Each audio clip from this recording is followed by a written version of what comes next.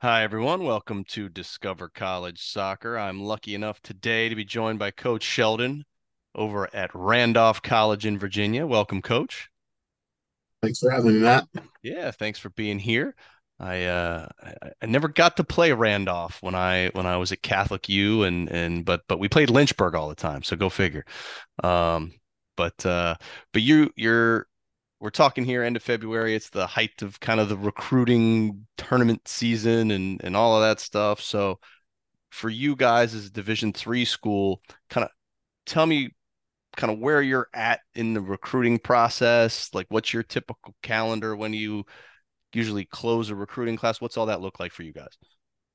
I think this year has a little curveball for everyone with the FAFSA getting pushed back. Right now we're at two commits.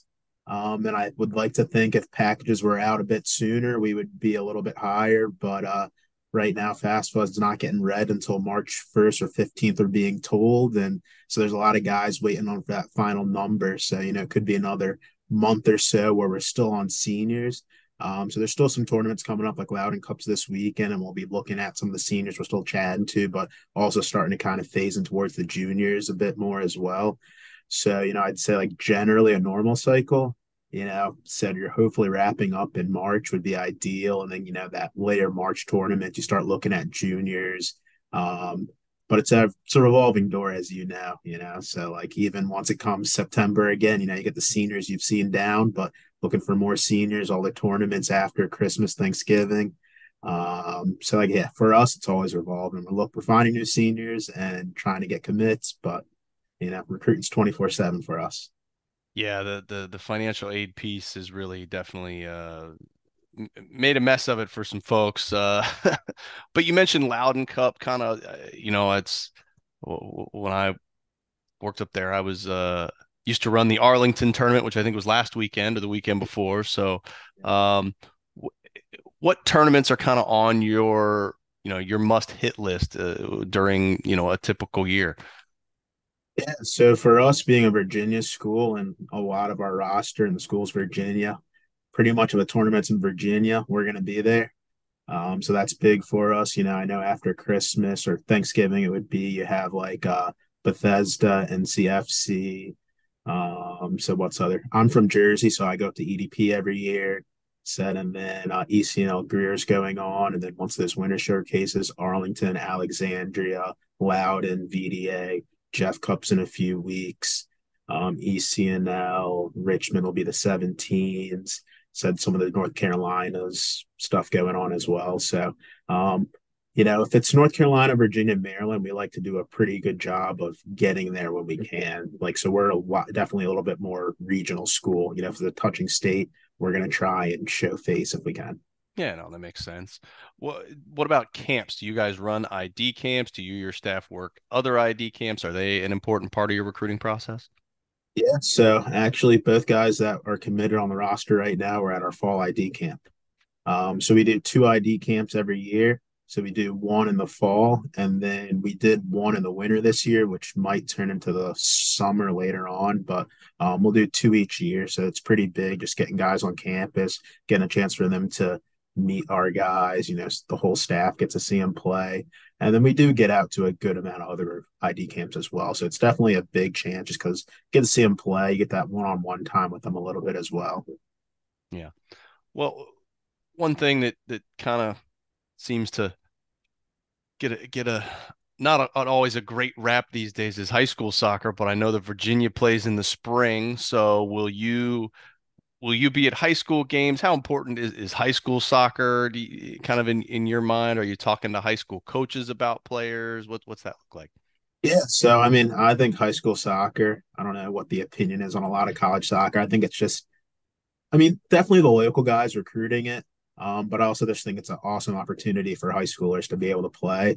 So one of my assistant coaches, the head coach at a high school in town. So, I'll get out to a few of his games. I'm actually helping him out a good amount this year. So I'll see him throughout as well. And then I definitely will be at some high school games just because it's local. There's a lot of high schools in 10-minute radius. So get a chance to see guys that might not be looked at as much. Okay. Well, when it comes to all of those different ways to recruit, kind of what makes up the hierarchy of things that you're looking for in a player, whether that's on the field attributes or off the field stuff? Um, I think big attributes, being a good person, someone to be around, that's definitely like number one. I know you hear it all the time, like just culture. That's, big. It's everything here. We have to spend a lot of time with each other as well as our players. So, being well on the field as well as like off the field, just academics, having good grades. Um, and then after that, like something that's big for me is like motivation. And you have to love the game because D3 soccer is still D3, but you talk to a lot of coaches, it's getting closer to not D1 necessarily, but we just went to 23 practices and one play day. So the workload's ramping up, they don't have as many days off. So, I think like that and then just self-motivation, like guys that want to get after. I can't be saying, hey, you guys want to go lift or you guys want to go play pickup tonight. So that's like all off the field stuff. I think are some pretty important variables for us here at Randolph. Yeah, definitely. Well, in terms of the school itself, I'm sure there's folks who maybe aren't familiar with Randolph. So what kind of drew you to Randolph? What are some of the awesome things you've found so far, having in your time at the school? Maybe some things we wouldn't even know by going through the website. Yeah, so what drew me to Randolph? I was at Roanoke College the last 4 years before here, which is a conference opponent, and they always gave us fits, and they always had a really good crowd at games. So, stuff that kind of checked my boxes for people that cared about soccer, got out to games. It's a D3 smaller school, which I've always worked at. So we're located in Lynchburg, Virginia. Right now, we have about 650, 700 students, so we're a pretty small school. But it's nice. Like I said, it's a really cool campus. Said campus, you can or the field you can walk straight from, your dorms. It's literally like a 5 minute walk to get around campus. So some of that stuff's nice. Up in the mountain range. So really cool views, scenery, some really cool majors. So we don't have a football team, which I like because we don't have football lines on our turf or, Hmm. fighting for weight room times. We also don't have field hockey. So it's just men's and women's soccer, men's, women's lacrosse for turf. So it's great practice facility use. Um, we also have one of the most unique stadiums in D3, I think. I don't know if you've ever seen a picture. So I call it the Great Wall. So the stands, like we basically play in a bowl, and then the stands are, I don't know, 20 feet in the air, maybe. So there's a huge wall. So some uniqueness there. So just great atmosphere, do well getting fans. And then, students have liked it here. They got a rich history of success. Said, Corey Sandell was a 2 times All American. I believe Evan Blow was 2 time All American recently as well, or maybe one time. But, so they've had some NCAA tournament appearances, ODAC championships, success with players. So, for me, I like it's a good fit and I also like winning. So, it's been shown that people can win here. Yeah, for sure. And if you have seen the pictures online, it's a really Yeah. cool looking stadium for sure. Well, one of the other components of being at a college besides the soccer part is the academic piece. So, how do your student athletes specifically kind of balance the demands of, the academics as well as the athletics, and what kind of support systems does the school have to help them be successful? Yeah, so one of the unique things about academics here is Randolph runs this program called Take Two. So most colleges are taking 4 or 5 classes at once. At Randolph, we're basically broken into quarters. So you take 2 classes every 7 weeks. So that's pretty unique just because you get to focus on those 2 classes, as well as the other thing. I don't know if it's for classes, the guys just really enjoy it because it's a 4 day school week, but we don't have classes on Wednesday. So there's only Monday, Tuesday, Thursday, Friday classes. So generally, we're going to play our games on Wednesday and Saturday. That way, we're not missing a class day to travel. So our guys like that from that standpoint, as well as it's only a 4 day school week. So that definitely helps them balance out academics a little bit more free time to study, as well as just in the soccer office. We'll do like academic meetings once every 2 weeks with our guys, just kind of check in on grades and hopefully catch problems before they happen. We have a really good tutoring system in the library. You can go set up email and set up your time with tutors. So our guys do 4 study hall hours a week as well. So there's a lot of cool things in place, as well as student faculty ratio is 8 to 1 here. So like I said, you're really going to know your professors by the time you get senior year. Yeah, for sure. Wow, that's awesome. think that's that may take the cake as the lowest of all the schools I've talked to. So So that's yeah. really good. Well, you gave me a little bit of an idea just now, but if you can be a little more specific in terms of, let's just say we're in the heart of that conference schedule. What would a typical week look like in terms of when our classes practice, Yeah. meals, kind of, you mentioned the Yeah. game component So already, but yeah. just generally, Monday, Tuesday will be practice days, Wednesday game, Thursday, Friday practice, Saturday game, and then Sunday off.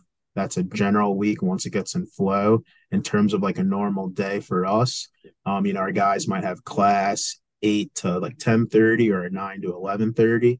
Then our guys will go eat lunch together around 12. Second class probably 1:30 to 3:30, 1:30 to 4, somewhere in that range. Said we always practice 5 to 7 or 7 to 9. So that's our training block.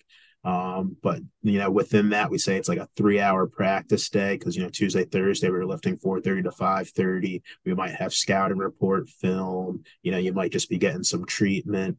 So that afternoon, a 3 hour block. Then our guys go eat dinner together, and then after that, easy night. They're playing FIFA in someone's room. Long night. They're in the library. Going at it. So that's a typical day in season. Okay. Well, let's talk a little bit more about the team and kind of the soccer side of things. We mentioned recruiting earlier. Is there a roster size that you kind of feel is ideal that you guys are trying to hit each season? So we'll have about 30 to 32 each year. Okay. Um, so that's our number. So I think it just, with four keeper, it gives 28 field players, and everyone's pretty close to the field. So Okay. And then besides players on a roster, you've got the staff, right? So talk to me about your staff. How many of them are there? Who's full time? Who's part time? What roles does everybody play? What other support staff maybe interacts with the team from the athletic department? What's that all look like?